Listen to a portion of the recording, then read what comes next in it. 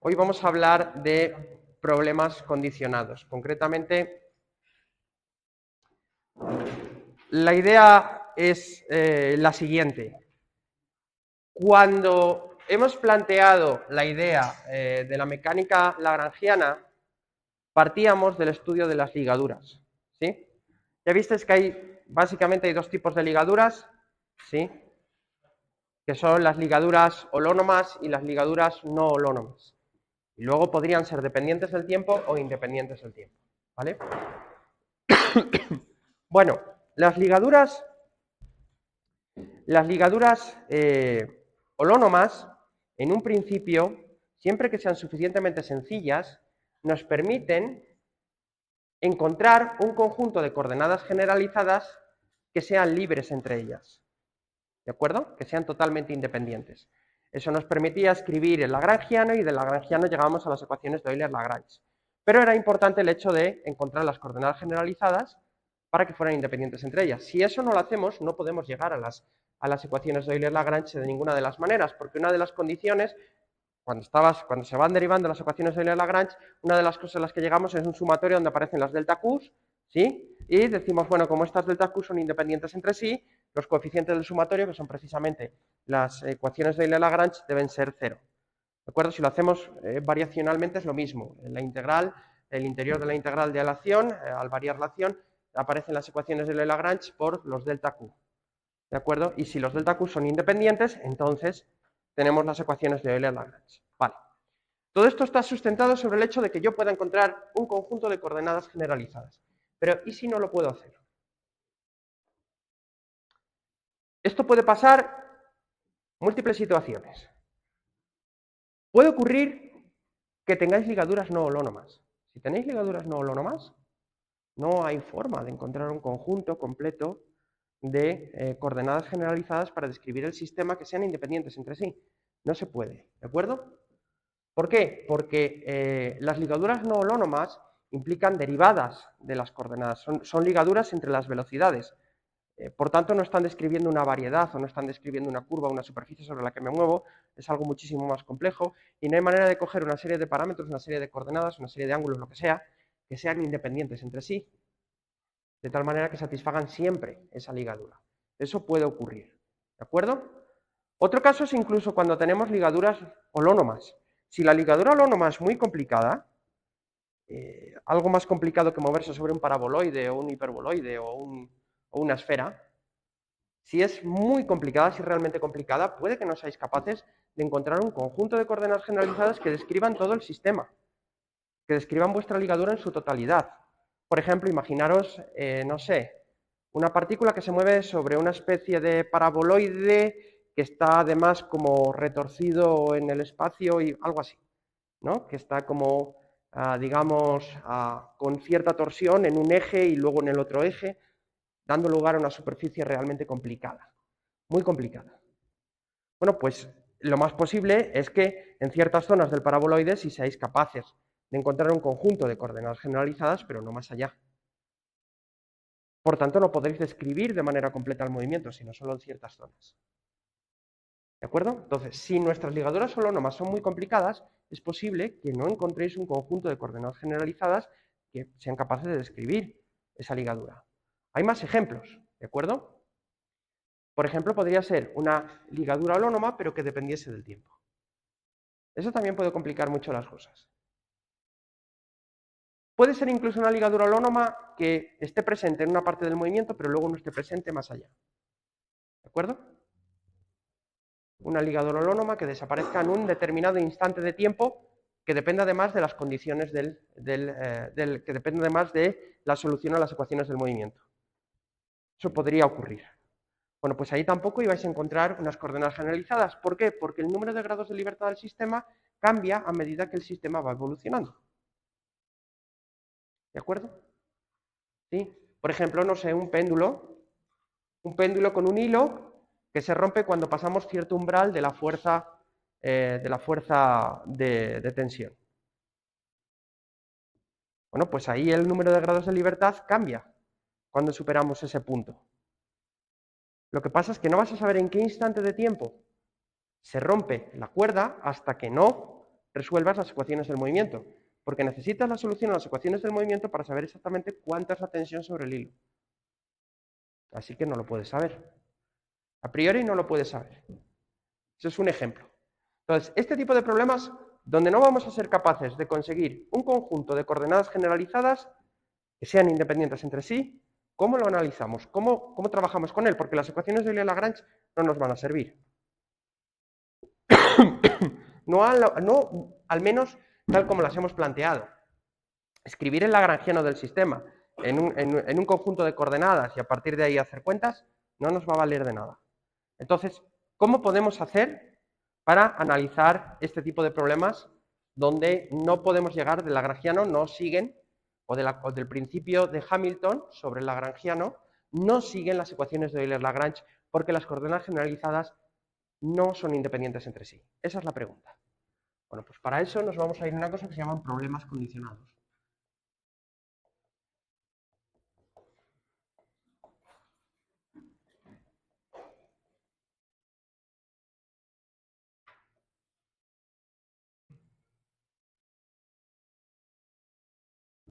Problemas, me falta ahí la palabra variacionales, problemas variacionales condicionados.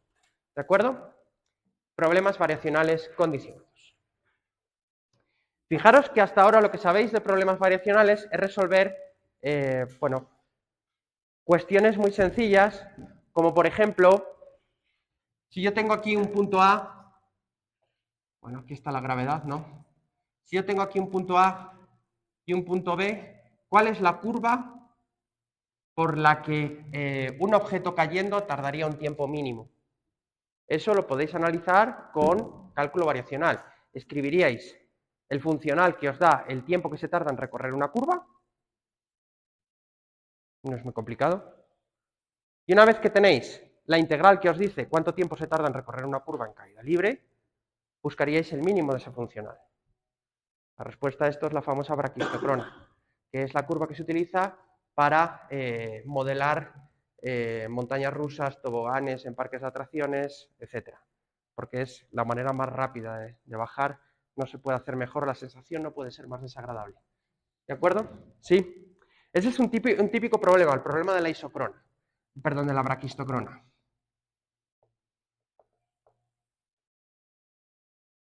¿De acuerdo? ¿Sí? Ese es un típico problema. ¿Podéis resolver más problemas de este tipo? Podéis, por ejemplo, en una variedad, que se lo hemos hecho el otro día, aunque no lo hemos llegado a resolver, puede que caiga en el examen resolver una geodésica. ¿Cuál es la curva? Gamma entre dos puntos de menor longitud. Ese es el problema de las geodésicas. ¿De acuerdo? Que ya vemos que estaba íntimamente relacionado con la física y con los lagrangianos relativistas cuando planteamos eso en un espacio-tiempo, preferiblemente en el espacio Minkowski-Parseas.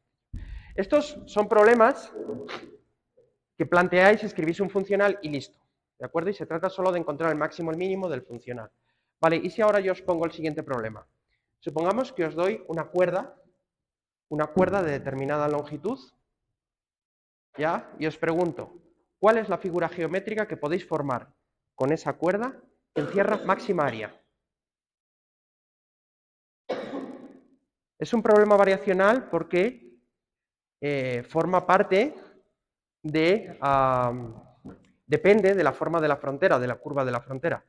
¿Sí? O sea, yo os doy una determinada cuerda que tiene, no sé, una longitud L, ¿de acuerdo? Y ahora os pregunto, con esta cuerda, imaginaros que os digo, no sé, soy el rey de Ecuador, próximamente, ¿sí? Y os digo, os concederé tierras, os doy una cuerda de 1 kilómetro, la tierra que seas capaz de encerrar con esta cuerda. Claro, te interesa encerrar la máxima área posible.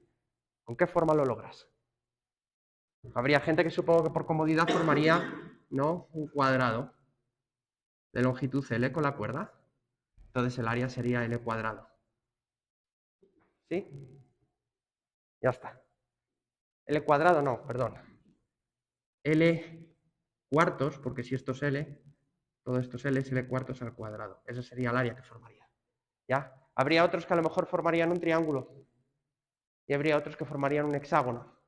Es obvio que fijando el perímetro siendo fijo, el área va a ser distinta. Así que, ¿cuál es la mejor forma geométrica? Habría otros que por comodidad pues dirían pues una circunferencia, ¿no?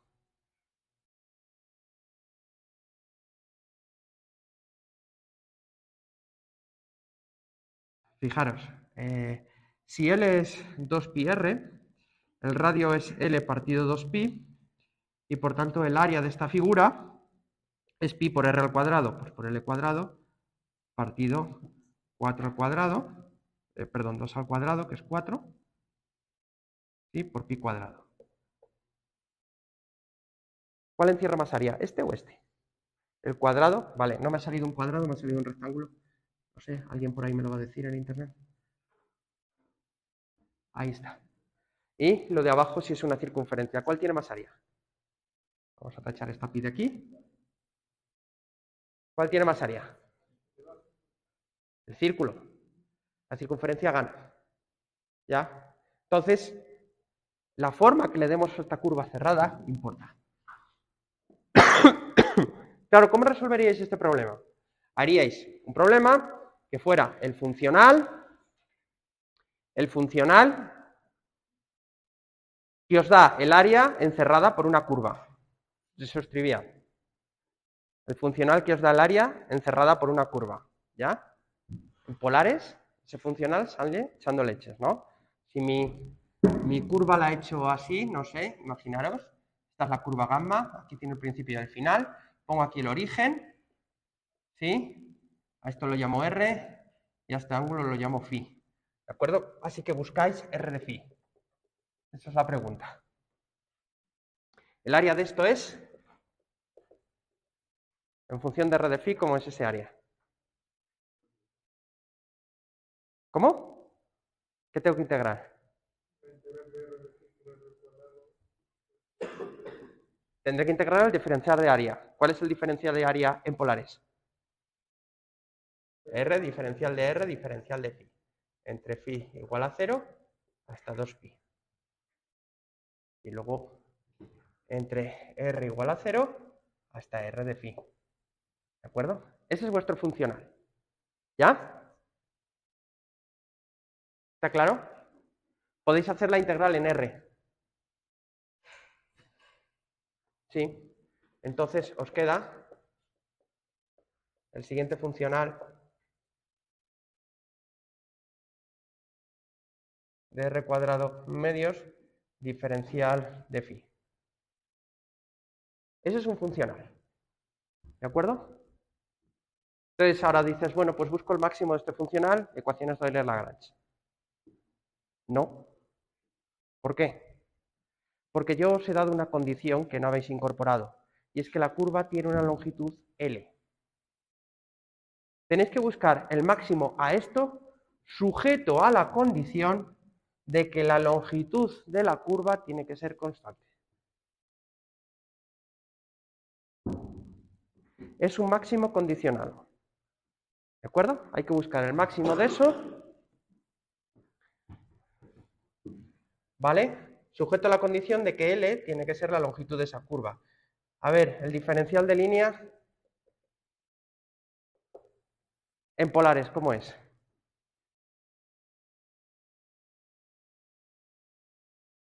¿Tampoco? Bueno, R diferencial de phi. Ya está. Tenéis que buscar el máximo de este funcional sujeto a que se cumpla esta condición. Es un problema de un máximo condicional. ¿De acuerdo? Bueno, este problema es un problema matemático famoso que se llama el problema de la princesa Didot. ¿De acuerdo? Didot, tal como suena. Creo que se escribe tal como suena. ¿De acuerdo? El problema de la princesa.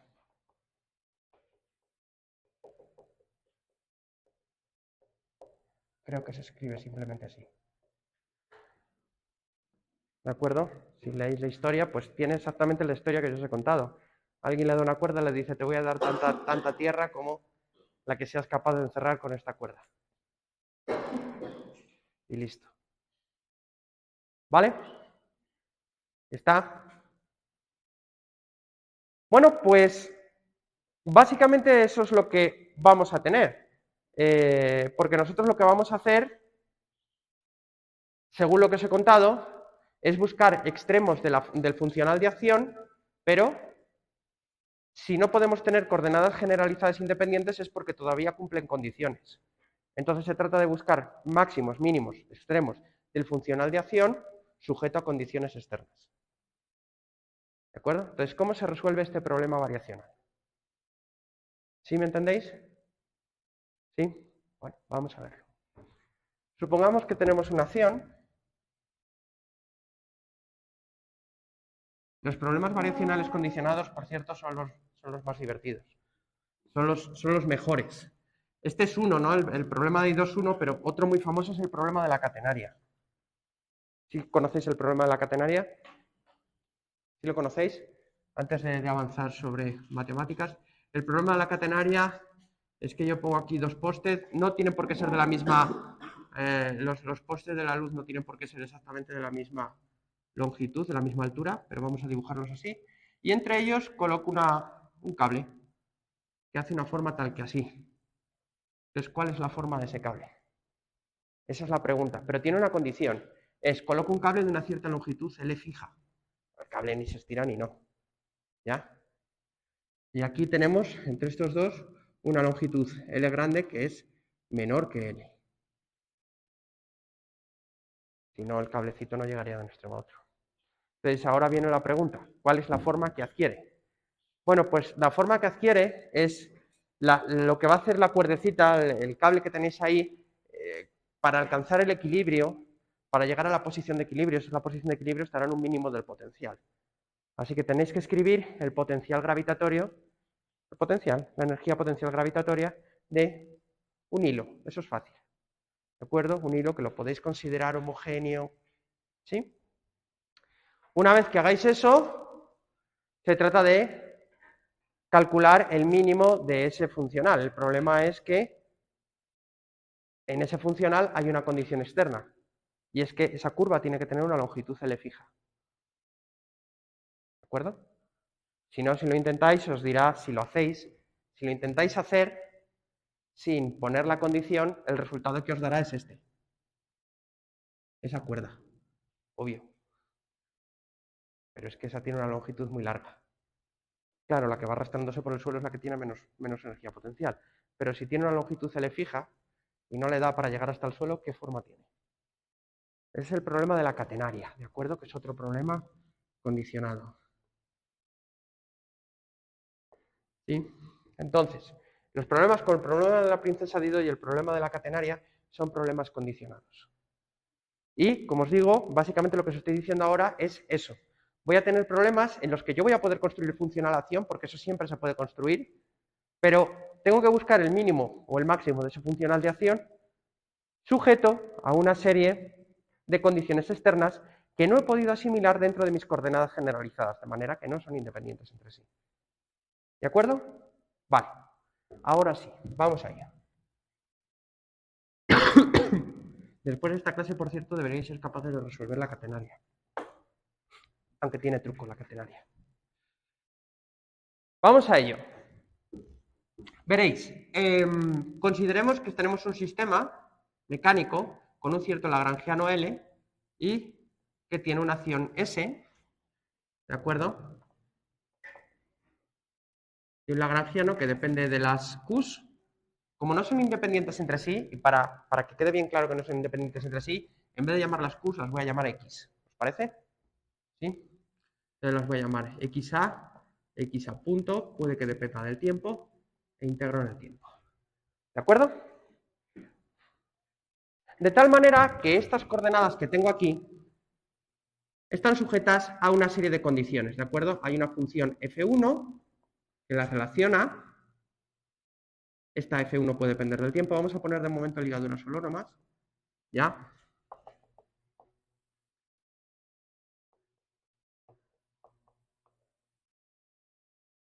¿De acuerdo? Y tenemos una serie de ecuaciones, de funciones f1 hasta fr, un cierto número de funciones que las liga entre sí, ¿de acuerdo? Vamos a poner que dependan también de las x a punto, no creo que pase nada. O sea que estas ligaduras pueden ser terribles, ¿de acuerdo? ¿Sí? ¿Hasta aquí está? Hay una serie de ligaduras ahí, no necesariamente holónomas, podrían ser no holónomas, por aquí aparecen las velocidades, pueden depender del tiempo, que las ligan entre ellos. En total tenemos R ecuaciones de ligaduras.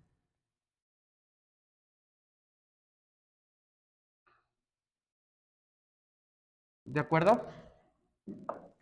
Y el índice A va a ir desde 1 hasta n. ¿De acuerdo? De tal manera que R es menor que n. Esto es importante.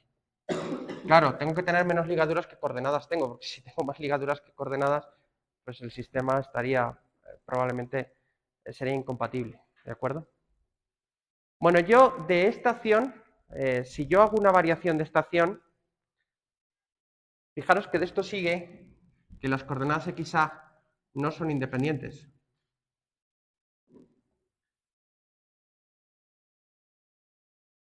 Por tanto, si yo hago una variación de XA a XA más delta de XA, los delta de XA no son independientes.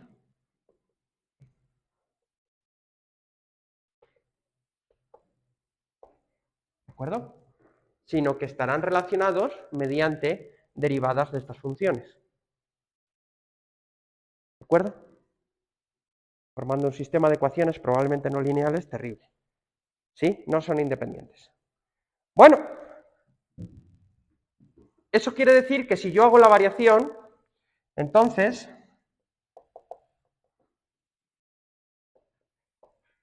de delta ds igual a 0, no siguen las ecuaciones de Euler-Lagrange.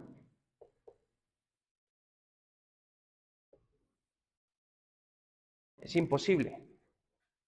Porque si yo hago el delta ds,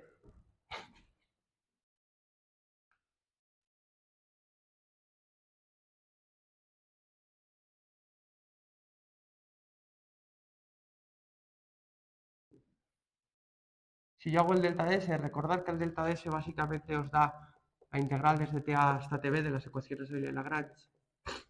A ver, ¿en qué orden aparece aquí?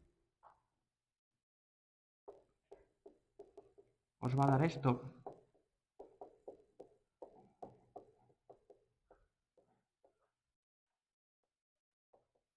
Más un término de frontera. Lo que hacíamos era despreciarlo, ¿sí? ¿Recordáis? Y entonces uno decía, delta d es igual a 0 e implica que esto igual a 0 porque estos son independientes entre sí. Y aquí tengo un sumatorio en A. ¿Recordáis? ¿Sí? Pero ahora no son independientes entre sí.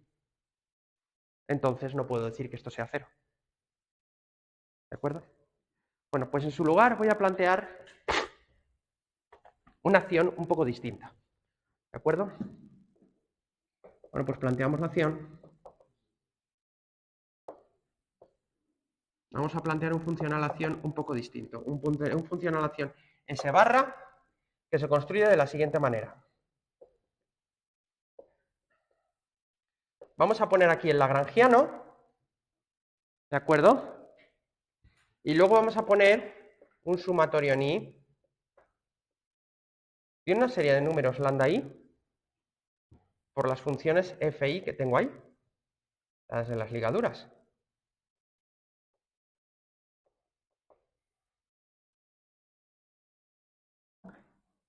¿De acuerdo? Bueno, pues el funcional S barra y el funcional S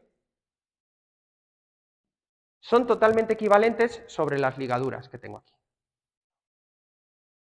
¿Por qué? Porque las ligaduras que tengo aquí, sobre una solución al movimiento a este problema de aquí, sobre una solución a este problema de aquí, estas funciones son 0. Por lo tanto, sobre una solución a este problema de aquí, estas funciones son 0. Por tanto, sobre una solución a ese problema de ahí, esta acción es esa. ¿De acuerdo? O dicho de otra manera, las soluciones de esta acción incluyen las soluciones a este problema. ¿De acuerdo? Las soluciones a esta acción que cumplan que esto es 0, reducen esta acción a esa de aquí y a cumplir estas ligaduras. ¿Lo entendéis? ¿Sí? ¿Está? Claro, habrá soluciones a esta acción de aquí habrá soluciones, si yo planteo aquí la mínima acción y bla, bla, bla, habrá soluciones a las ecuaciones de Euler-Lagrange para esto de aquí que no cumplan que estas funciones sean cero y por tanto no sean soluciones de esa, pero eso no me importa. Lo que me importa es que las soluciones a ese problema están incluidos dentro de este. ¿De acuerdo? Entonces voy a construir un funcional de acción donde yo he metido esto, ¿ya? Y como digo, si yo este funcional de acción lo considero totalmente independiente de estas condiciones de aquí, este funcional de acción incluye las soluciones a este más esto. ¿De acuerdo? Ahora, sobre este funcional de acción voy a hacer una variación. Ah, y fijaros que eso que os he dicho es independiente del valor de estos coeficientes de aquí. Puedo poner lo que me dé la gana aquí, que es cierto. Cuando esta función sea 0, me da igual lo que ponga aquí. ¿Cierto? Entonces no he hecho nada, simplemente al lagrangiano le he añadido una serie de números por algo que sobre las ligaduras es 0, pues no le he añadido nada. ¿De acuerdo? Así que es obvio que esta acción y esa acción de ahí son totalmente equivalentes. ¿Hasta aquí vamos bien? Siempre y cuando tengamos en cuenta que se mantienen las ligaduras de ahí. ¿Está claro? ¿Sí? ¿Sí me seguís? Bueno, pues sobre esta acción voy a hacer una variación. ¿De acuerdo?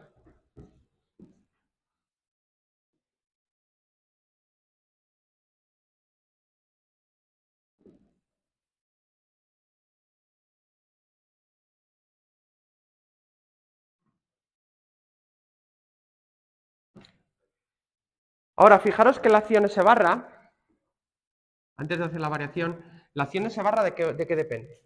Depende de las xa de t y depende de los coeficientes lambda i, que podrían ser funciones del tiempo. Pueden ser constantes, pero pueden ser funciones del tiempo. ¿Por qué no? ¿Qué más me da? Ahí puedo poner cualquier cosa. ¿Ya?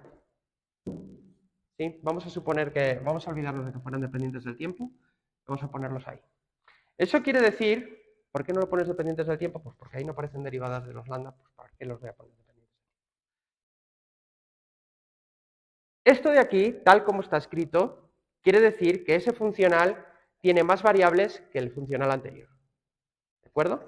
Las variables para este funcional son las x, pero también estos objetos de aquí. Que por cierto tienen un nombre, se llaman multiplicadores de Lagrange.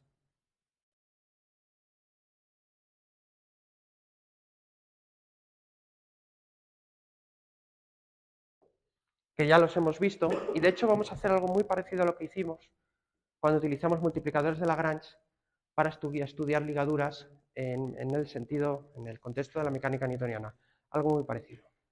Entonces, esto de aquí tiene más variables, ¿de acuerdo? Tiene que sus variables son las x y las lambdas. Por tanto, si hago una variación, tendré que hacer una variación de las dos cosas. ¿De acuerdo?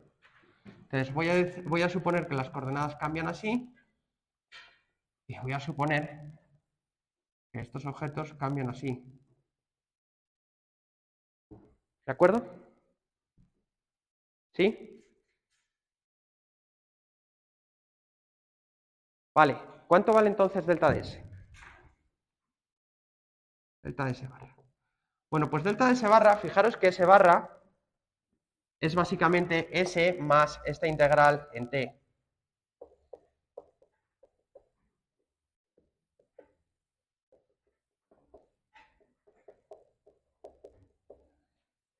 ¿De acuerdo?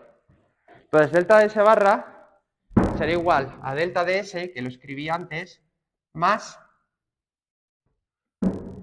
la variación de este término de aquí, cuando yo cambio x por xa, etc. ¿De acuerdo? Bueno, pues la variación de ese término será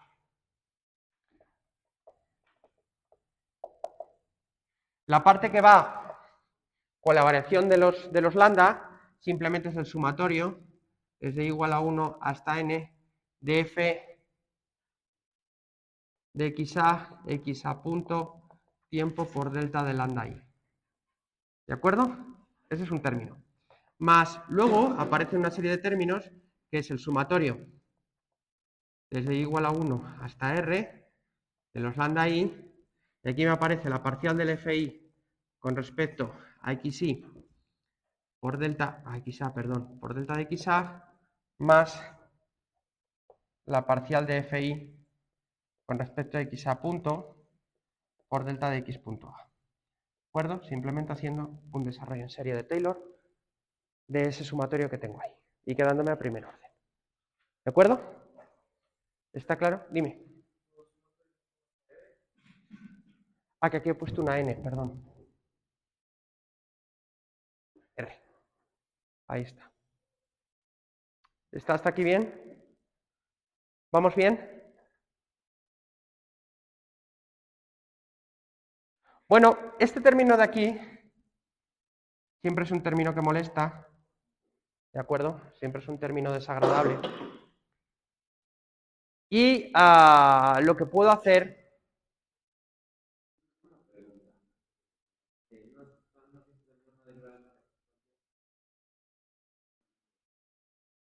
El tiempo yo no, cuando hago una variación el tiempo no lo toco. No hago un tiempo más delta de tiempo. Ya, ¿entiendes? Vale. Entonces, si hago esto, vamos a ver qué me queda. Me queda aquí una delta de S más la integral desde t a este b. Con este término no tengo mucho problema, no es... Bueno, es simpático, ¿sí? No tengo mucho problema con este término de aquí. Este término de ahí tampoco me preocupa mucho, pero este sí, por este punto de aquí. Uno quisiera no tener ese punto. Lo que voy a hacer es quitarlo, igual que hacía cuando hacía el cálculo de aquí. ¿Recordáis? ¿Sí? ¿No nos gustan los puntos? Bueno, no pasa nada. Es racismo de puntos, correcto. No pasa nada. Voy a sacar el sumatorio fuera, el sumatorio ni fuera, para no tener que ir arrastrándolo. ¿De acuerdo? Entonces aquí me quedan las funciones f de i, ¿de acuerdo? Ya no voy a poner de qué dependen, porque si no, nunca acabo. Más los lambda i parcial de f de i con respecto a xa por delta de xa más, y ahora esto lo voy a poner como una derivada total respecto al tiempo de la parcial de la fi con respecto a x punto a por delta de xa. Claro, esto no es exactamente esto, porque nos sobra la derivada del primer término por el segundo sin derivar, la resto. ¿Veis?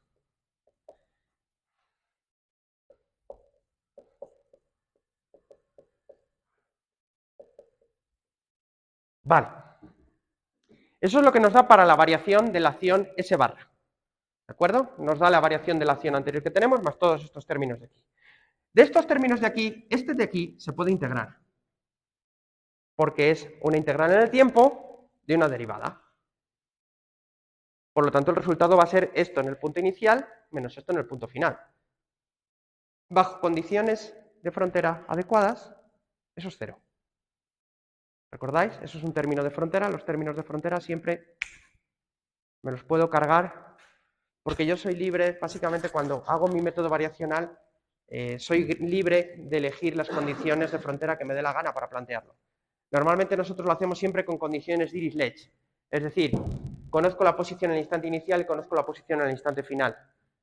Con lo cual, esas son condiciones inamovibles y cuando yo varío no puedo variar en el instante inicial y el final, solo en los instantes intermedios.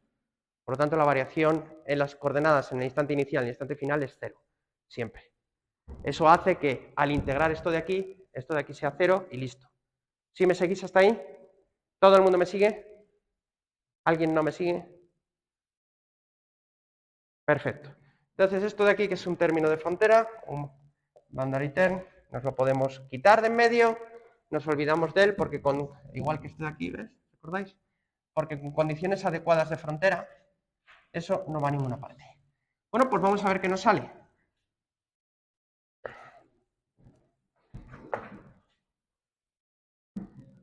Bueno, pues entonces para delta de S barra me ha quedado el delta de S, que lo voy a ir sustituyendo. El delta de S lo voy a sustituir, lo tenía aquí, oculto.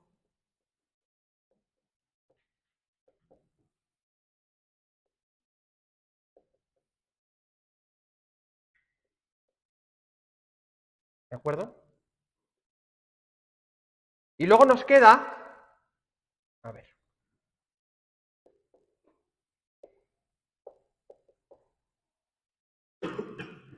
Luego nos quedan estos términos de aquí. Este y este, tres términos. Bueno, podría ser peor. ¿De acuerdo?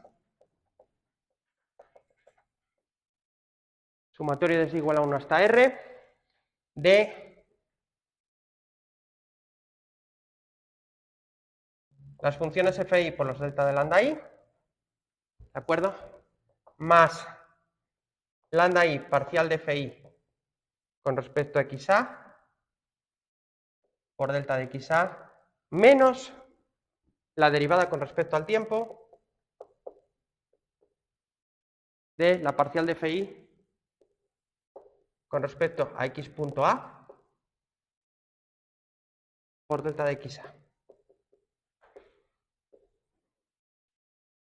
Bueno, fijaros que tenemos las mismas derivadas que tenemos aquí que las que tenemos aquí, ¿de acuerdo? Por delta de xa, delta de xa, delta de xa. Bueno, pues voy a hacer una cosa, defino un lagrangiano L barra, que va a ser el lagrangiano L, más el lambda i por fi, más este sumatorio.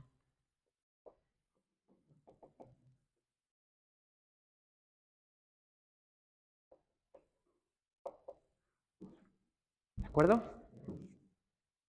¿Sí? Si lo hago de esta manera, fijaros que yo puedo coger lambda i por fi, lo meto aquí, ¿de acuerdo? Y me queda aquí un lambda i, ¿dónde está este lambda i? Se me ha perdido aquí un lambda i. Ay. No pasa nada. Ya está, ahí. Y aquí. ¿Sí? Y ese lambda i por fi que tengo ahí también lo puedo meter aquí dentro. ¿Sí? Y entonces el delta de S barra, y esto empieza a ser maravilloso.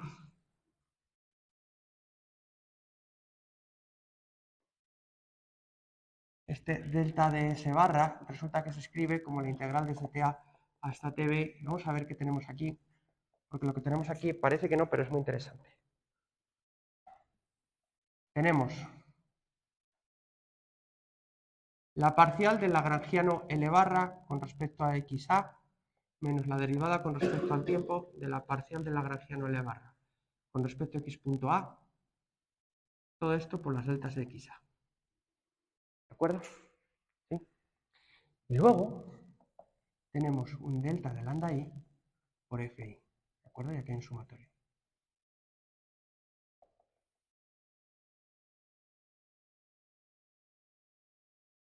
A ver.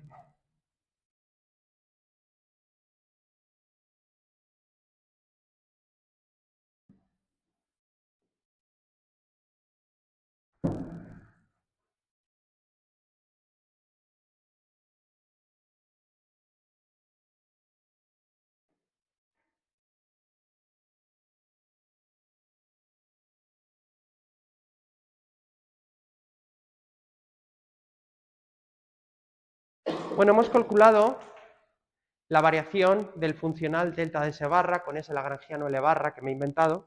Ha resultado en ese pequeño monstruo. ¿Sí? Pero ahora viene lo interesante. De momento no hemos puesto ninguna condición sobre esa variación. Es decir, no os he dicho que la variación de S barra cumple el principio de minimación y de maximación. S cumplía el principio de minimación condicionado a todas esas funciones, a todas esas ligaduras.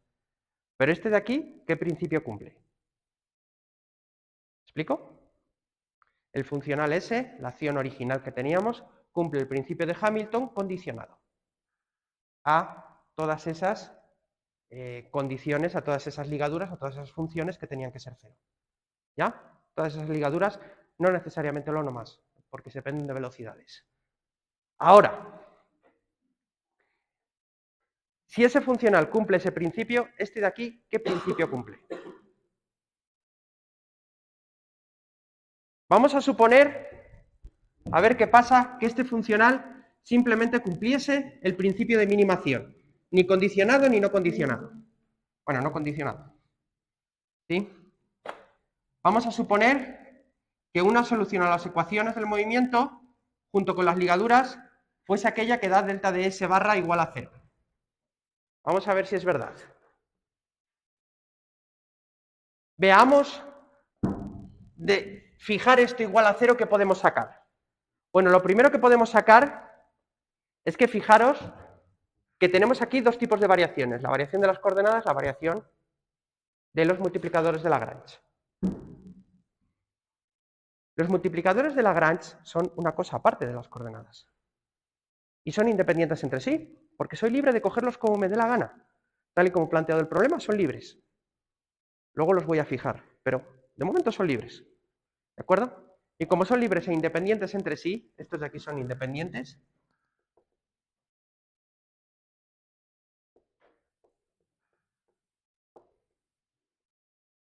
La única forma de que todo esto sea cero es que esta parte de aquí, que depende de una serie de coeficientes independientes entre sí, sea automáticamente cero. Todo este sumatorio tiene que ser cero. Integrado tiene que ser cero, pero aún más. No solo el sumatorio, sino que tiene que serlo término a término, porque estas cosas de aquí son cosas independientes entre sí. Así que esto de aquí, para empezar, implica fi de xa punto y el tiempo igual a cero.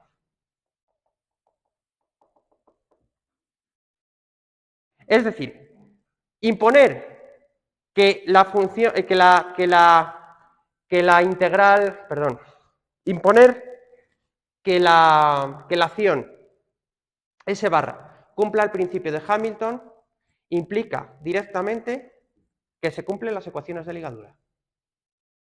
Eso está bien. Porque ahora las ecuaciones de ligadura son un resultado de las ecuaciones del movimiento y no una condición sobre las ecuaciones del movimiento. Son parte, ¿de acuerdo? ¿Sí? ¿Está?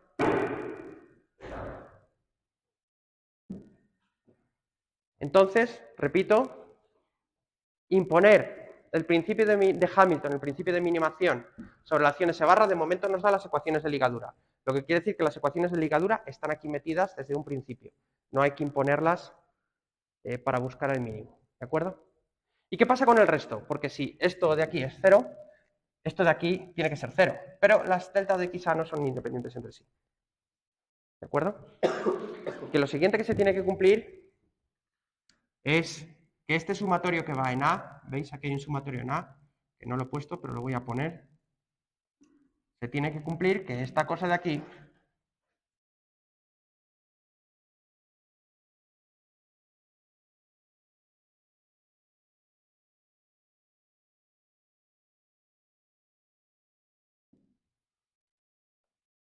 sea igual a cero. Esa es la otra cosa que se tiene que cumplir. ¿De acuerdo? ¿Sí? Claro, pero de esto no sigue que esto sea cero porque estas coordenadas de aquí no son independientes. ¿Sí? Pero,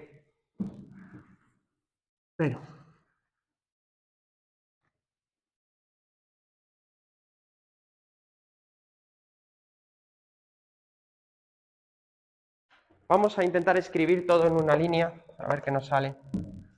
Vaya a desarrollar ese sumatorio. Entonces, fijaros que aquí tendríamos parcial de L barra con respecto a x1 menos la derivada con respecto al tiempo de la parcial de L barra con respecto a x1 punto, todo esto por delta de x1, más lo mismo por delta de x2, delta de x3. Fijaros, recordar que teníamos que A, que era el número de coordenadas, iba desde 1 hasta n, e I, que era el número de ligaduras, marcaba la ligadura, iba desde 1 hasta R. Y recordar que R era menor que n. Así que antes o después pasaremos por el número R, ¿no? Y tendremos la parcial del lagrangiano L barra con respecto a xr menos la derivada con respecto al tiempo, la parcial del lagrangiano L barra con respecto a xr punto por delta de xr. Luego tendríamos la delta de xr más 1. Diréis, ¿para qué carajos está haciendo esto?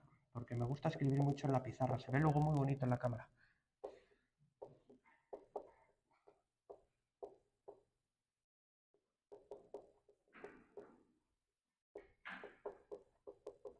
¿Sí? Tendríais este término y así seguiríamos. Vamos a quitar esto de aquí. Seguiríamos hasta que llegáramos al último, ¿no?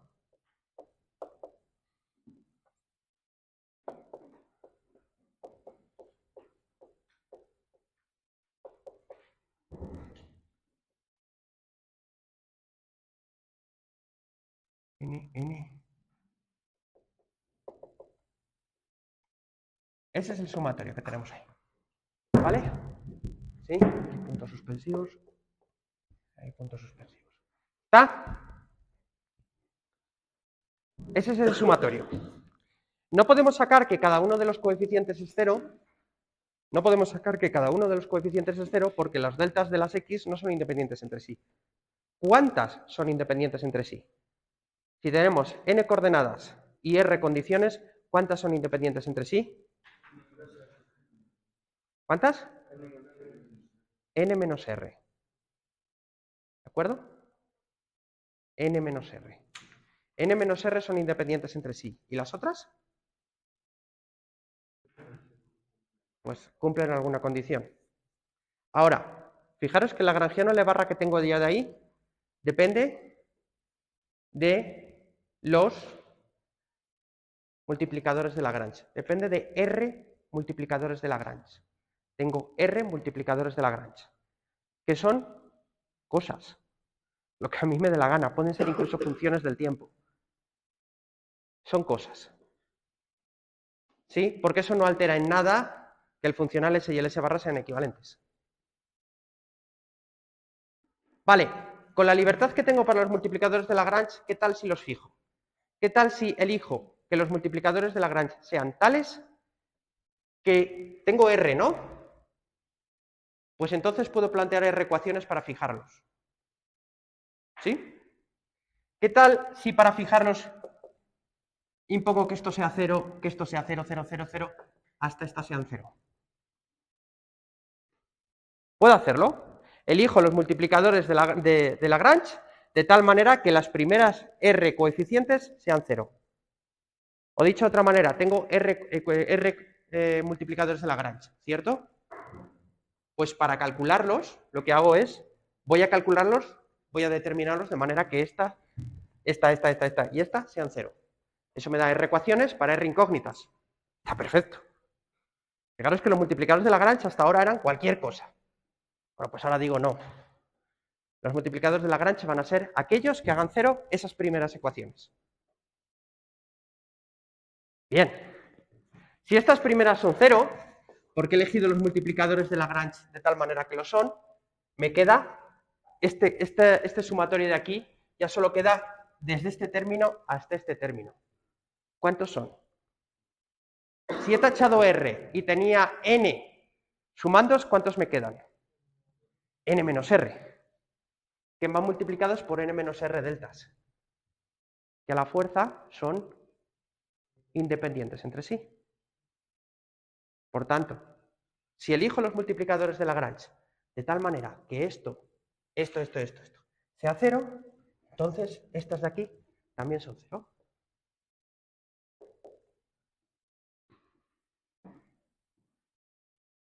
Por tanto, de esta ecuación de aquí sigue que una solución, porque elijo así los multiplicadores de Lagrange, es que la parcial del E gorro con respecto a XA menos la derivada con respecto al tiempo de la parcial del E gorro con respecto a XA, punto, igual a 0.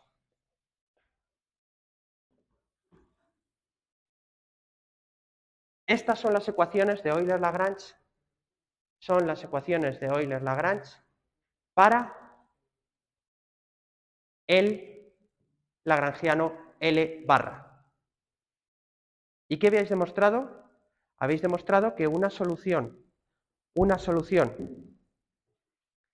al problema condicionado que teníais inicialmente es precisamente un extremo de este funcional, sin condicional. ¿De acuerdo? O dicho de otra manera, cuando tenéis un problema condicionado, construís este funcional y seguís como si no pasase nada. La única diferencia es que vais a tener que calcular los multiplicadores de Lagrange, pero tenéis ecuaciones suficientes para calcularlos. No pasa nada. ¿De acuerdo? ¿Habéis entendido el razonamiento? Sí. Porque yo de este sumatorio me he cargado ya R coordenadas. De las n coordenadas que tenía, solo n menos r son independientes entre sí. ¿Entiendes? Pues aquí te han quedado n menos r. Si de un conjunto de 5 ecuaciones sabes que hay 3 independientes y te cargas 2, las 3 que te quedan son independientes. Eso es. ¿De acuerdo? Pues ya está. ¿Sí? Total, hemos llegado a que si nosotros imponemos el principio de Hamilton sobre S barra, decimos, vamos a ver qué pasa si decidimos encontrar las curvas, las soluciones que hacen que S barra sea mínimo. Pues si lo hacemos, recuperamos, por un lado, que se cumplen las ligaduras. Y por otro lado, que se cumplen las ecuaciones de Euler-Lagrange. ¿De acuerdo? Y la solución a esto cumple obligatoriamente las ligaduras. Por tanto, es también una solución al problema condicionado. ¿De acuerdo? ¿Lo entendéis? El funcional S y el funcional S barra son totalmente equivalentes. El funcional S condicionado es totalmente equivalente al funcional S sin condición. La condición ya la ha incluido el funcional S barra a través de los multiplicadores de Lagrange. ¿De acuerdo? ¿Sí? ¿Lo tenéis claro? ¿Tenéis alguna duda hasta aquí?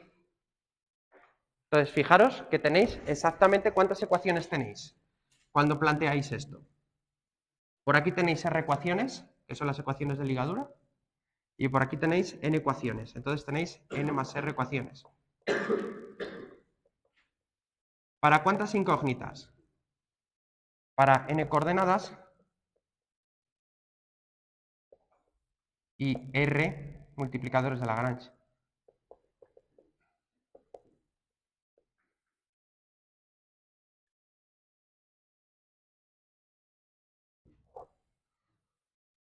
Así que tenéis exactamente el mismo número de ecuaciones que el número de incógnitas. Lo que habéis hecho es subir el número de ecuaciones del sistema metiendo un número de nuevas variables, pero de tal manera que en el nuevo sistema de ecuaciones que planteáis ya no hay una condición, la condición está impuesta a través de los multiplicadores de Lagrange y forma parte de las ecuaciones de Lagrange, con lo cual no hay que preocuparse de nada. ¿De acuerdo? ¿Alguna duda hasta aquí?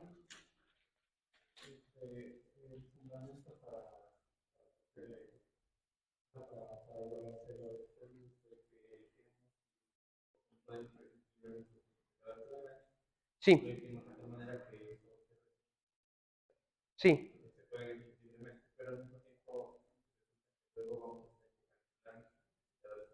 Claro.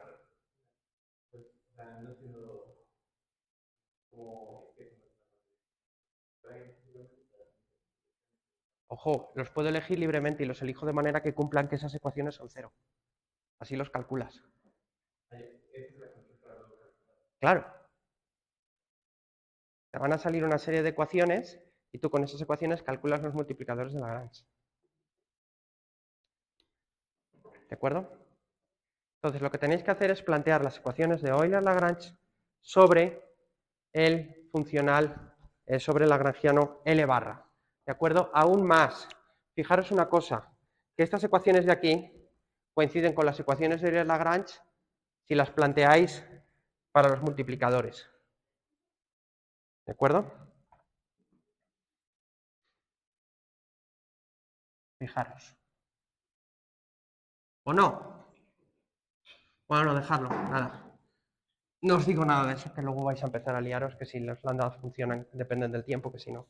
Nada, dejémoslo ahí. No, sí, ¿por qué? ¿Por qué no? ¿Qué carajos? Vale, fijaros que el L barra es L más el sumatorio desde igual a 1 hasta R de los multiplicadores por las funciones fi. ¿De acuerdo? Sí. Si yo planteo las ecuaciones de Euler-Lagrange para el L barra, pero respecto a los multiplicadores de Lagrange, como si los multiplicadores de Lagrange fueran una coordenada más.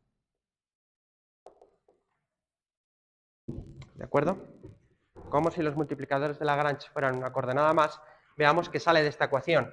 Esta derivada de aquí es 0. porque el lagrangiano L barra depende de los multiplicadores, pero no de sus derivadas temporales. Así que simplemente nos queda esta parte de aquí. Si yo hago la derivada con respecto a lambda i de esto de aquí, me queda simplemente fi igual a 0. Claro. ¿De acuerdo? Pongamos aquí, para no complicarnos, una j. Si yo derivo esto con respecto a j, la única derivada distinto de 0 va a ser cuando i sea igual a j y me va a dar fj igual a 0. ¿Lo veis? Así que estas ecuaciones de aquí, las ecuaciones de ligadura, son las ecuaciones de Lagrange para los multiplicadores de Lagrange. ¿Qué de cosas hizo Lagrange? ¿Está claro? Sí. Vale, vamos a ver un ejemplo. Vamos primero con un ejemplo que conocemos, ¿sí? Y luego vamos a ir a un ejemplo que no conocemos. Explico. Vamos a resolver el péndulo. Otra vez el péndulo. Vamos a resolver el péndulo, pero sin incluir la ligadura, sin coger coordenadas generalizadas adaptadas a la ligadura, ¿de acuerdo? Vamos a resolverlo como si no supiéramos qué hacer con la ligadura, incluyendo un multiplicador de Lagrange. Y a ver qué pasa.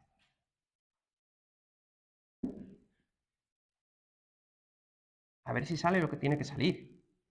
Si no, pues hemos perdido una hora de nuestra vida. Vamos con el ejemplo del péndulo.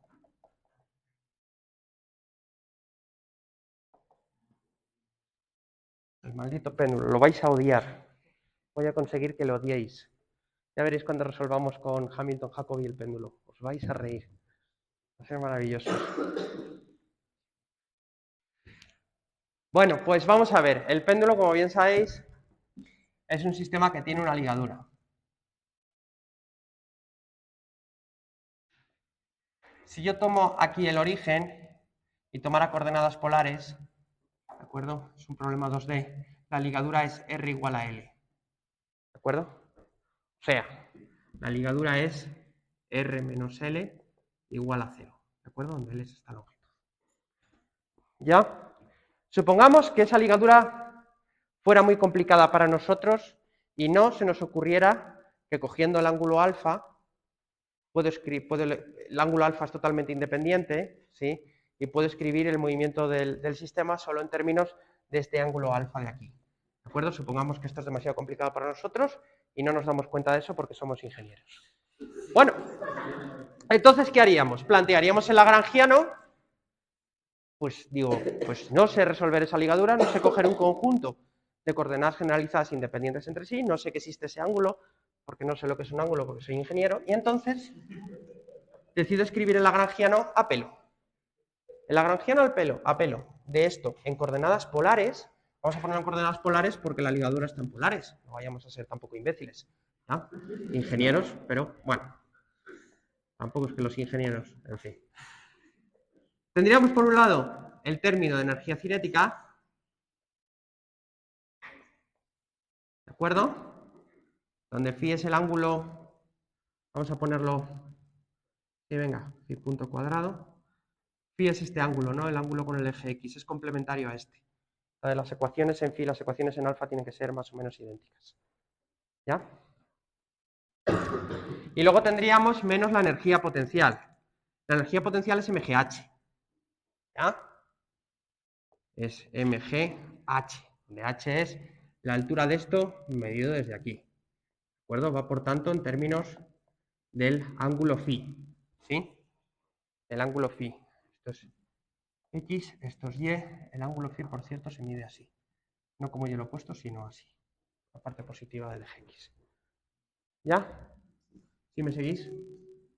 Ojo con eso, que ese tipo de cosas son las que nos meten luego en líos. Vale. H en función de phi. ¿Cómo es?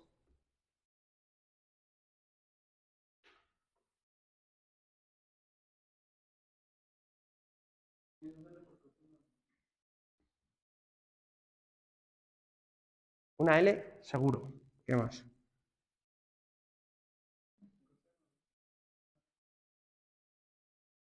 Coseno de phi. ¿Y eso te da el ángulo, te da el signo correcto? La altura ahí sale negativa, porque tal como está dibujada, ¿la altura es negativa? Sí, sí sale negativa. Estamos correctos. Bien. Ese es el lagrangiano. Pero de ese lagrangiano no siguen las ecuaciones de Euler-Lagrange porque R y phi no son independientes entre sí. ¿De acuerdo? O phi es independiente, de hecho, puede tomar el valor que le da la gana. El problema es R, que tiene que tener un valor fijo. Por lo tanto, hay una condición sobre R. ¿De acuerdo? Vamos a incluirla metiendo un multiplicador de Lagrange. ¿De acuerdo? Entonces metemos un multiplicador de Lagrange por R menos L, que es la ecuación de ligadura. Y ese sería mi lagrangiano L barra. Vamos a escribir las ecuaciones de Euler-Lagrange para el lagrangiano L barra, a ver qué pasa.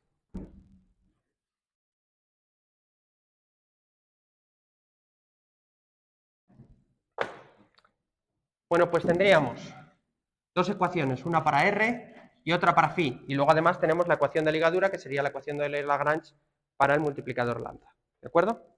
¿Sí? Entonces, vamos por un lado, la parcial de lagrangiano L barra con respecto a R. Vamos a empezar con la R. ¿Sí? La parcial del lagrangiano L barra con respecto a R, tenemos R aquí y tenemos... A ver, esperar. Ah, no podemos poner la ligadura en ningún lado. Ojo.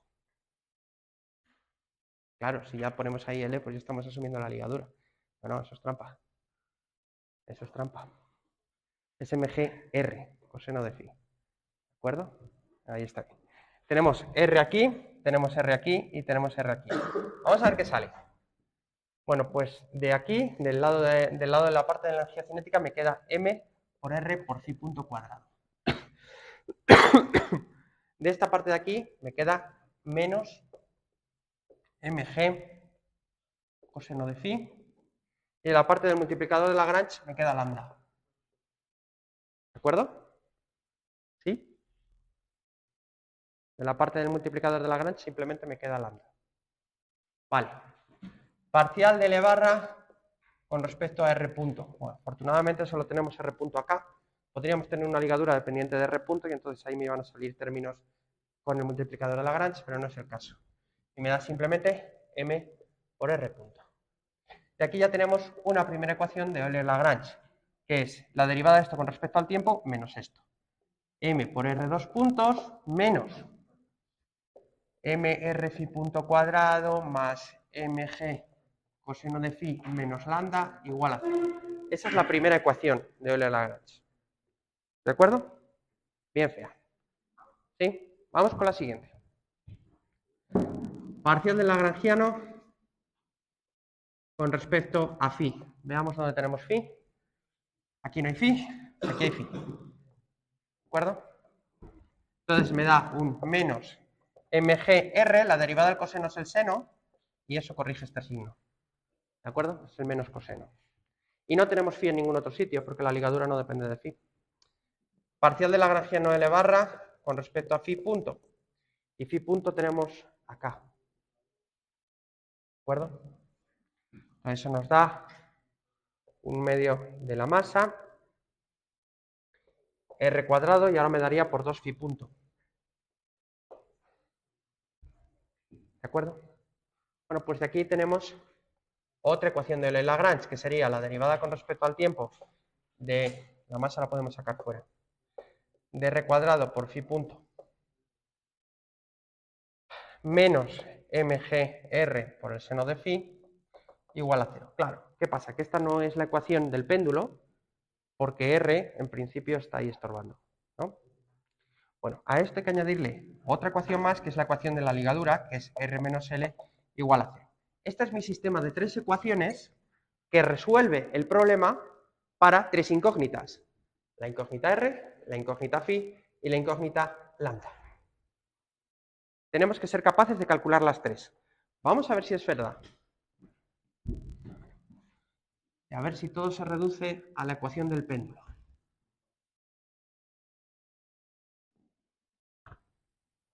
Veamos. Bueno, pues resulta que la primera ecuación que podemos resolver es esta. Porque de ahí resolvemos directamente cuánto vale R. Aquí sabemos que R de t es constante y que de hecho vale L. Ok, ya tenemos resuelta la R. Sustituimos en las otras dos, ¿no? Resuelves una ecuación, sustituyes en las otras. ¿sí? Entonces, como R es constante, de aquí desaparece, aquí me queda ML, y aquí me queda tal, ¿sí? Entonces me queda M menos M por L por phi punto cuadrado más mg coseno de phi menos lambda igual a 0. Y en la otra ecuación me queda M, la R es L, ¿no? Pues por L cuadrado por phi dos puntos menos mg R por el seno de phi igual a 0. Me tenía que haber quedado un más. En la RSL, perdón. ¿Dónde hemos metido la pata? Ese coseno seguro ya era negativo. Menos, menos, menos.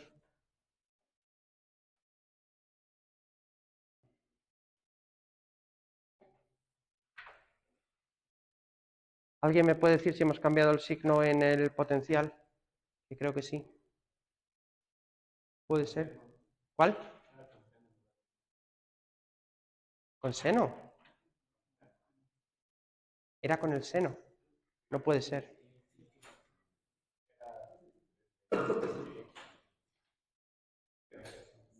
Sale con el seno, me lo pones peor porque ahí te queda un coseno. ¿Sí está bien? ¿Y dónde está el fallo?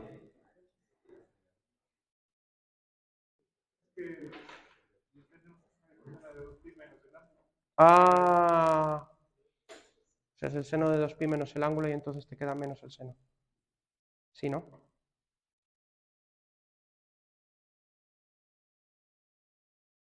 Sí, sí, tienes razón. Sí, vale, está bien, no he dicho nada, ¿vale? No he dicho nada. Bueno, vamos a ver qué nos ha quedado. Pues buena observación. Fijaros que en el dibujo que habíamos hecho, phi más alfa es 2pi. Si lo quiero escribir en función de alfa, ¿de acuerdo? Phi es 2pi menos alfa. Entonces esta ecuación de aquí vamos a escribir estas dos ecuaciones en función de alfa. Para la primera tendríamos menos m, l. Phi punto es menos, ¿estás seguro? Porque entonces cambio también este signo de acá.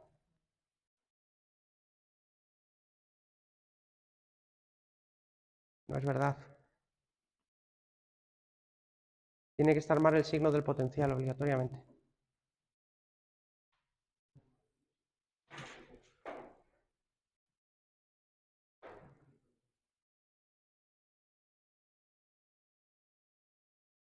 A ver. Si es un más, ¿cierto? Vale, entonces este signo está cambiado y este signo está cambiado. ¿Cierto? Ya está. Ese es el signo del potencial, en el potencial donde lo teníamos, está cambiado, ¿de acuerdo? Bueno, entonces olvidaros de esto, que sí, que va a salir bien. ¿De acuerdo? Ya, ¿está? ¿Sí? Vale. Hecho esto, fijaros que en esta ecuación, en la segunda ecuación, yo puedo dividir entre ml cuadrado. Si hago eso, me queda esto. Esta es la ecuación del péndulo. ¿Cierto? Y la otra ecuación que me queda es la ecuación para resolver el multiplicador de Lagrange. Me queda que el multiplicador de Lagrange, lambda, es ml phi punto cuadrado más m por g coseno de phi. ¿De acuerdo?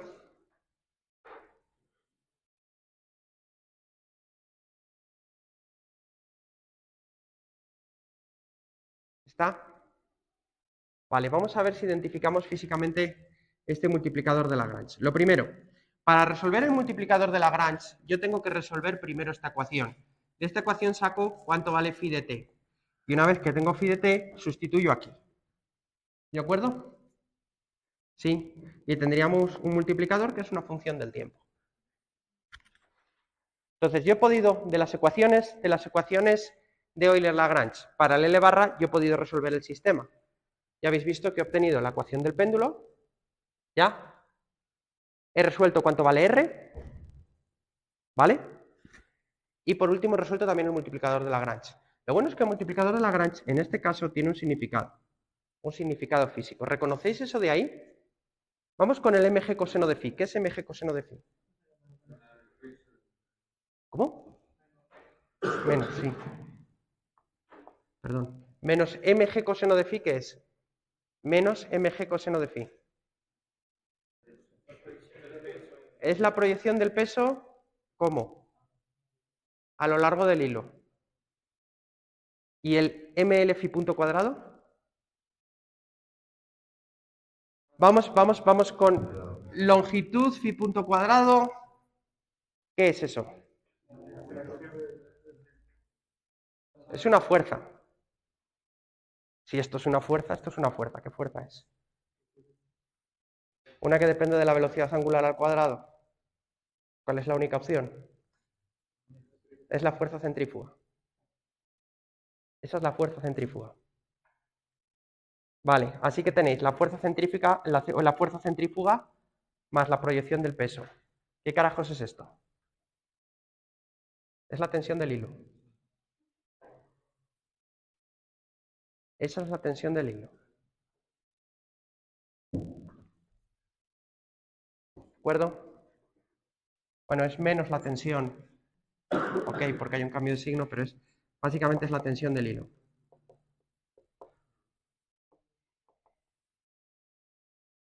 Vale, esto es general. Cuando planteáis multiplicadores de Lagrange y lo único que tenéis a mano son ligaduras holónomas, los multiplicadores de Lagrange son las fuerzas de ligadura. Pero es que eso ya lo hemos visto cuando hemos hecho formalismo newtoniano. ¿Recordáis? En newtoniano hemos intentado meter las fuerzas de ligadura, o hemos visto como las fuerzas de ligadura no eran más que los multiplicadores de Lagrange, ¿os acordáis? Eran eso. Definíamos las fuerzas de ligadura como los multiplicadores de Lagrange por esos gradientes. ¿Os acordáis? Vale, cuando tengáis ligaduras holónomas, los multiplicadores de Lagrange van a corresponder con las fuerzas de ligadura menos la fuerza de ligadura por 2, depende. ¿De acuerdo? Pero corresponden con las fuerzas de ligadura. Repito, los multiplicadores de Lagrange responden a las fuerzas de ligadura. ¿De acuerdo? ¿Está claro? Vale, y si planteamos un problema un poquito más duro. Porque este era fácil. Entonces, queda claro que manteniendo la ligadura, a ver, bueno, puede ser interesante, ¿no? El calcular la fuerza de ligadura. Esto nos está dando una manera de cuando tengamos el formalismo lagrangiano, cuando tengamos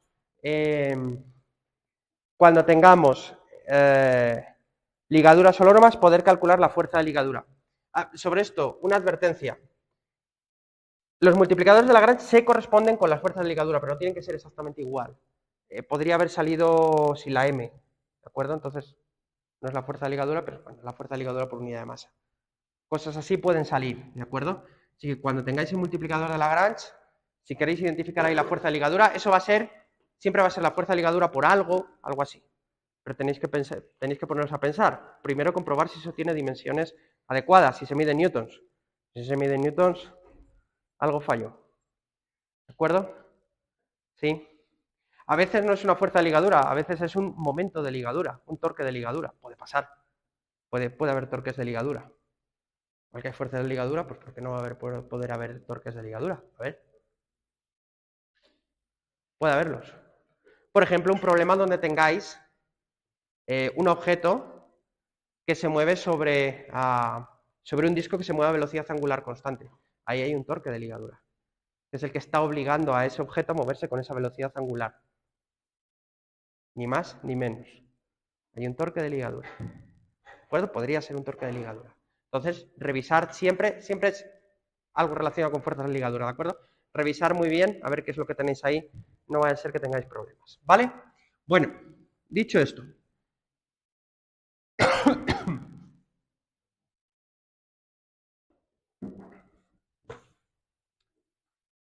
vamos a plantear otro problema más divertido, que es el problema del niño en el parque. Los niños, como sabéis, son problemáticos.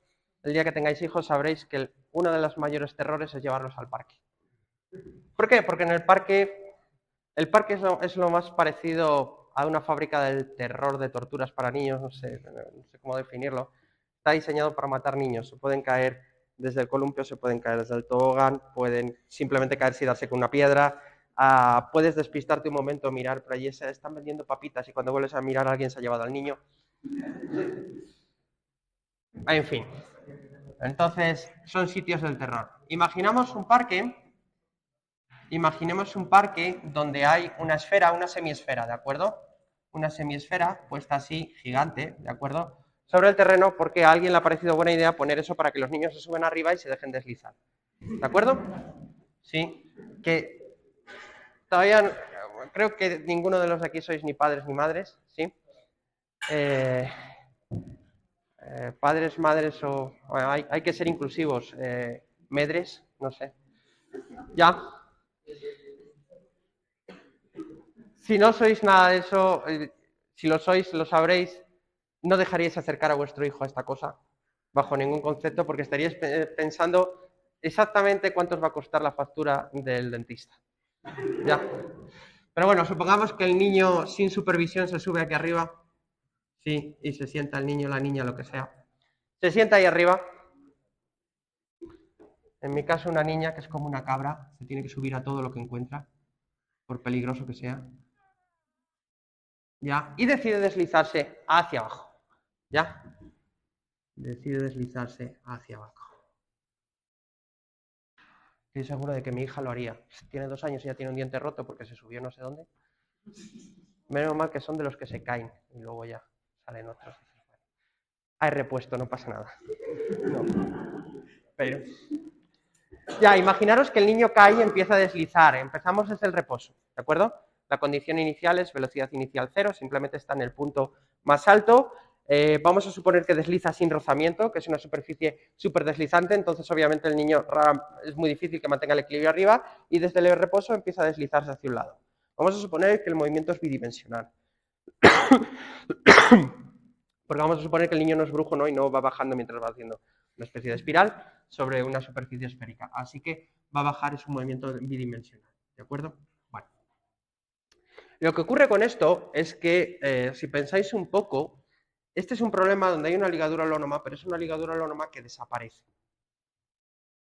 Desaparece en un instante determinado. ¿Por qué? Porque llega un momento en el que el niño, al deslizarse, adquiere suficiente velocidad como para que su fuerza centrífuga supere a la proyección en el peso y entonces se despega de la superficie. ¿De acuerdo? Lo que pasa es que no hay manera de saber cuándo ocurre eso, porque para saberlo, como depende de la fuerza centrífuga, depende de phi de t. Y por tanto necesitas conocer la solución al movimiento para saber exactamente en qué instante de tiempo el niño o la niña se separa de la superficie esférica. ¿De acuerdo? No lo sabemos cuándo, pero ocurre. En un determinado ángulo, que vamos a llamar el ángulo phi 0, nuestro pequeño guagua se separa y empieza a volar libremente. ¿De acuerdo? Lo que quiere decir que el movimiento tiene 2 regímenes. ¿De acuerdo? Tiene 2 regímenes. Aquí tenemos un grado de libertad porque tenemos 2 coordenadas y una ligadura, que es moverse sobre ese arco de circunferencia. ¿De acuerdo? Aquí, en cambio, el niño o la niña hace así y aquí se va a despegar y cae al suelo aterrizando probablemente con la boca abierta. Y tenemos 2 grados de libertad. Es un buen problema. Porque la pregunta es, ¿para qué ángulo se separa? ¿De acuerdo? ¿Para qué ángulo phi 0? ¿De acuerdo? Este es el eje Y, este es el eje X. ¿De acuerdo? Y aquí obviamente hay gravedad. La gravedad, aliado de todos los seres vivos en el planeta, las plantas y demás, el enemigo de los niños. ¿De acuerdo? ¿Está? Entonces hay 2 grados de libertad después. Si yo intento resolver esto con mecánica lagrangiana, a pelo, el primer problema que os encontráis es que no tenéis un conjunto de coordenadas generalizadas que describan el movimiento, porque hay un cambio de número de grados de libertad. Entonces, ¿qué hago? Bueno, pues la solución es olvidarse de eso e incluir la ligadura en el lagrangiano mediante un multiplicador de Lagrange. Es decir, buscar un máximo condicionado. ¿De acuerdo? No pasa nada porque si lo hacemos de esa manera, el multiplicador de Lagrange, como se trata de una ligadura holónoma, el multiplicador de Lagrange se va a corresponder con la fuerza de ligadura. Y el momento en el que se despegue será el momento en el que el multiplicador de Lagrange se haga cero. Ya está. Cuando resolvamos las ecuaciones del movimiento, en el instante en el que el multiplicador de Lagrange sea cero, te va a dar el instante en el que el niño se separa. ¿De acuerdo? El instante no es posible calcularlo aquí porque las ecuaciones son feas. Sí, no lo sé, la verdad es que no recuerdo bien, pero sé que el ángulo sale con cierta facilidad. ¿De acuerdo? Vamos a ver. Entonces vamos a plantear el lagrangiano. ¿De acuerdo? El lagrangiano en coordenadas esféricas es básicamente el mismo que teníamos antes. Es el mismo, de hecho. Un medio de la masa. ¿De acuerdo? Y ahora tendremos aquí r punto cuadrado más r cuadrado, phi punto cuadrado. ¿De acuerdo? Luego tenemos el potencial, que es mg por h, la altura h del crío en ese instante. ¿De acuerdo? Este es el ángulo phi. Entonces, ahora sí queda claro que es el seno, ¿sí? R por el seno de phi, tal como está dibujado el ángulo phi ahí, es R por el seno de phi. ¿Veis? ¿Ya? Y luego lo que vamos a hacer es incluir la ligadura. La ligadura es, si esto tiene un radio R grande, la ligadura es R pequeña menos R grande, igual a 0. Así que planteamos este lagrangiano L barra. Y ahora para ese lagrangiano L barra, calculamos las ecuaciones del movimiento. ¿De acuerdo? Es un lagrangiano similar al anterior, si os dais cuenta, es idéntico. Solo que ahora vamos a empezar desde arriba y va a haber un momento en el que ese multiplicador de Lagrange, un ángulo para el que ese multiplicador de Lagrange se hace 0. ¿De acuerdo? Vamos a verlo. Calculemos las ecuaciones. Tenemos por un lado la parcial de lagrangiano L barra con respecto a R. La parcial de lagrangiano L barra con respecto a R, R aparece aquí, aparece ahí y aparece allí, aparece por todas partes. Entonces nos da M por R por phi punto cuadrado menos mg seno de phi y más lambda. Esa es la parcial del lagrangiano con respecto a R. La parcial del lagrangiano con respecto a R punto. Pues m por R punto. Bueno, ya tenemos la primera ecuación. La primera ecuación es m por R dos puntos menos mr phi punto cuadrado más mg seno de phi menos lambda igual a 0. Esa es la primera ecuación.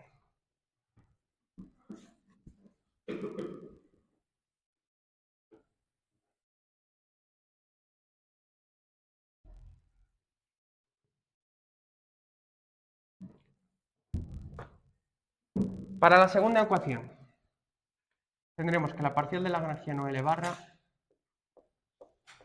con respecto a phi aparece solo aquí, es menos mgr coseno de phi. ¿De acuerdo? Y la parcial del lagrangiano con respecto a phi punto, pues phi punto solo aparece aquí, es mr cuadrado phi punto. Bueno, pues de aquí entonces nos queda otra ecuación que es la derivada con respecto al tiempo de mr cuadrado phi punto menos con menos más mgr coseno de phi igual a 0. Así que tenemos esta ecuación y esta ecuación de aquí. Voy a apuntarlas las dos juntas.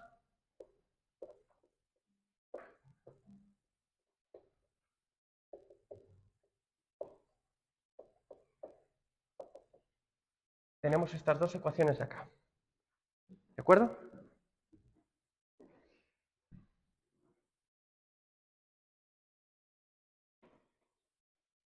Y además tenemos una ecuación para lambda.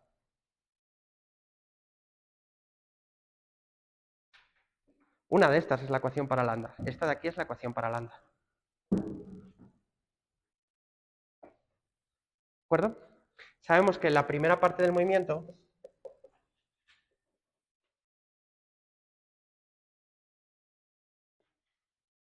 sabemos además que se cumple que R es igual a R grande. Pero en la primera parte del movimiento, no en la segunda parte.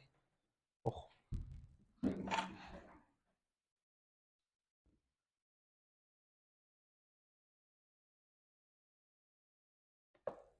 Bueno, pues entonces, en la primera parte del movimiento, esta ecuación de aquí adquiere una forma muy curiosa. En la primera parte del movimiento,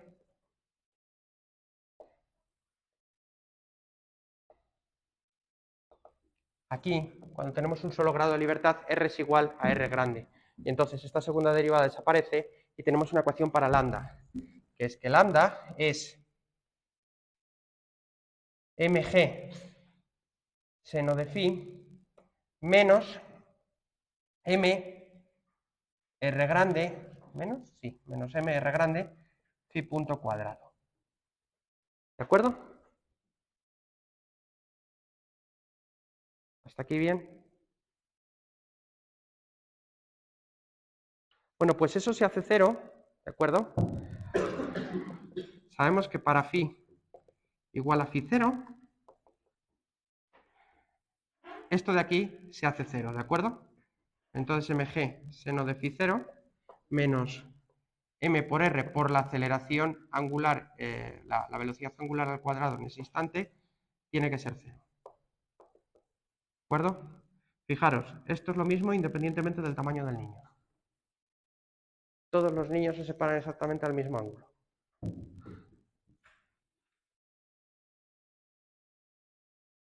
¿De acuerdo? Vale. ¿Cómo sacamos cuál es la velocidad angular en el instante en el que nos separamos? ¿De dónde carajo la sacamos? Pues la fuerza la tenemos que sacar de la otra ecuación. ¿De acuerdo? Lo que pasa es que la otra ecuación, integrarla, pues como que no es muy posible, ¿no? Porque es una ecuación no lineal. Así que mi pregunta es, ¿de dónde sacamos el phi punto cuadrado? El phi punto cuadrado 0. ¿Cómo lo relacionamos con phi? ¿Qué es lo que necesito para poder sacar eso? O sea, yo tengo que resolver esa ecuación y para resolverla me falta el phi 0 punto cuadrado. ¿De dónde se os ocurre sacarlo?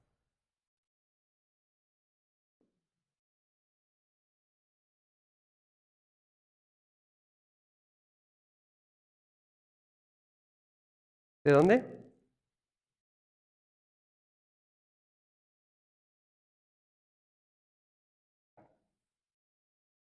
Ah, pero afortunadamente estamos en mecánica lagrangiana y sabemos que cuando hay una simetría hay una cantidad conservada. ¿Qué simetría tenéis aquí? ¿Cuál? Energía. Ok, hay una cantidad conservada que es la energía. ¿Sí? ¿Cuál es la energía del chavo? Veamos, ¿qué pinta tiene la energía en la primera parte del movimiento? Vosotros sabéis que hay una cantidad conservada que es la energía. ¿Por qué? Porque hay simetría bajo traslación temporal. Ahora decidme, ¿cuál es la energía del jovencito en cada instante de tiempo? Pues energía potencial más energía cinética. En la primera parte del movimiento, energía cinética simplemente es un medio de la masa r cuadrado phi punto cuadrado. ¿Sí? Y la energía potencial es más mgh.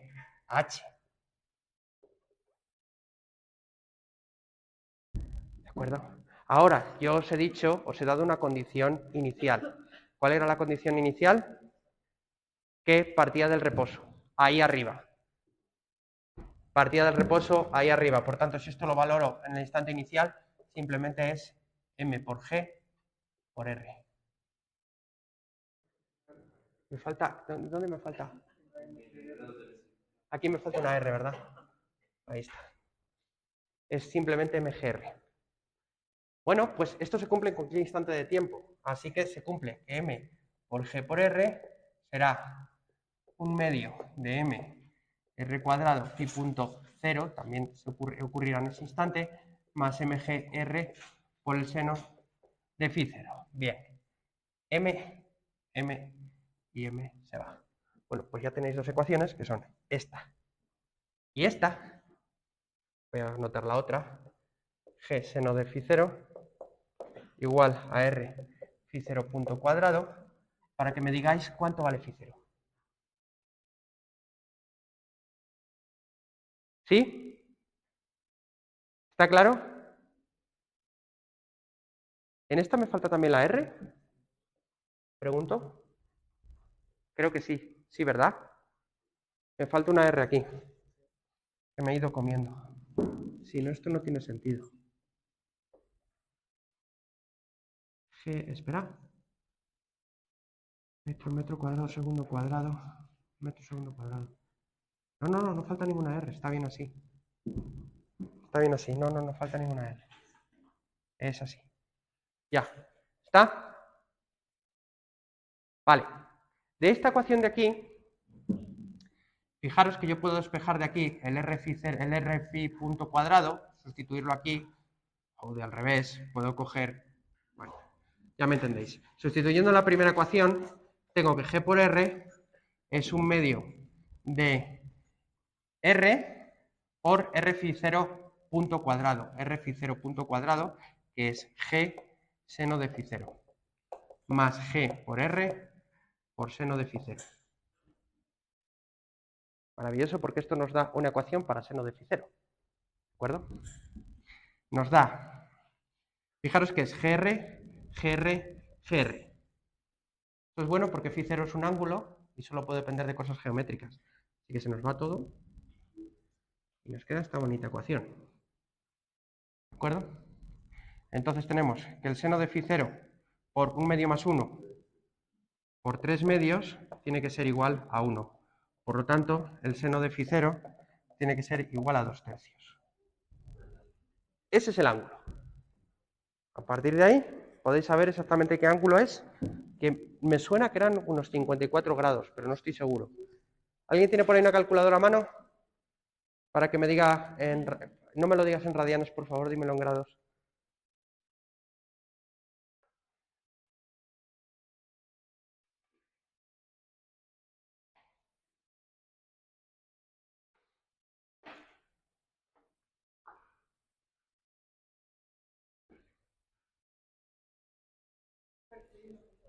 ¿41 punto? Eso es. Así que me da que phi 0 es aproximadamente a 41.8. ¿De acuerdo? Por otro lado, con esto resolvemos el problema, ¿no? O sea, somos capaces de, con el formalismo lagrangiano, saber para qué ángulo el crío escapa a la fuerza normal y empieza a volar libremente solo con la ayuda de la gravedad y sin alas. ¿De acuerdo? Sí. Hay muchas maneras más de resolver este problema. Otra es sabiendo que esto es una parábola y esto es un arco de circunferencia. Así que este es el único ángulo en el que el arco de la circunferencia y la parábola engarzan diferencialmente. Claro. Así de fácil. Tienen que coincidir sus tangentes porque no puede haber un cambio brusco de velocidad. La velocidad cambia de manera suave, no puede ser que haga algo así, no tendría mucho sentido, ¿no? Es suave. Entonces, buscad la manera para qué ángulo una parábola y un arco de circunferencias. Es un problema geométrico un poco jodidillo, ¿eh? Pero se puede buscar para qué ángulo sus tangentes coinciden. Y listo. Así de fácil. Y sale este ángulo. Otra manera de resolverlo es con mecánica newtoniana. ¿De acuerdo? Si piensas, y no sé si os dais cuenta, pero este de aquí es la fuerza centrífuga, ¿de acuerdo? Y esta de aquí es la gravedad. Bueno, es la proyección de la gravedad, lo que correspondería a la normal. Entonces, claro, cuando la fuerza centrífuga es capaz de anular la proyección de la gravedad, sale volando. ¿De acuerdo? Sí. Vale. Bueno, pues con esto, ya se me está yendo la gente. Con esto acabamos por hoy. El siguiente día seguiremos haciendo problemas de este tipo y con eso acabamos este tema y vais para la prueba de este fin de semana que estará en el aula virtual. ¿De acuerdo? ¿Dudas, cuestiones o preguntas? Dime. Es energía cinética más energía potencial. ¿Esto de aquí? Cuando está arriba del todo. Cuando está aquí arriba, la altura es R. Entonces mg por R. ¿Cómo? Ah, esa es la velocidad en polares. ¿Ya? Vale, dime. Sí, el problema de qué curva se podía formar, qué superficie se podía formar bueno, de esta curva. Si la respuesta es un círculo también sirve eso mismo para si la superficie está curvada. Sí, claro. Pero Habría que demostrarlo. sí. No, si se separa, tiene que coincidir que las dos curvas coincidan y que tengan la misma tangente. Si no lo consigues es que nunca se va a separar de la superficie. Ya. Yo me refería al otro, al ejemplo de dar una cuerda de longitud nunca, porque encontramos que lo de la mayor área. Sí. Este problema mismo sirve si es que la superficie está curvada. Sí, sí, claro. Pero eso habría que demostrarlo o es directo del razonamiento. Tienes que hacer una integral de área sobre una superficie curvada. No depende de la curva. Sí, depende de la curva, pero también depende de tu superficie. Pero sigue siendo una circunferencia. Ah, si sigue siendo una circunferencia, sí. Si la superficie tiene curvatura constante, sí. Si la superficie no tiene curvatura constante, no. Y no tengo ni idea de lo que saldría, depende de cómo sea. Ajá. Ya. ¿Más preguntas? ¿No? Vale, ahora te resuelvo. Vámonos a casa. Como ya mismo me voy a llevar un par antes de irme. Bueno, ya me lo llevé.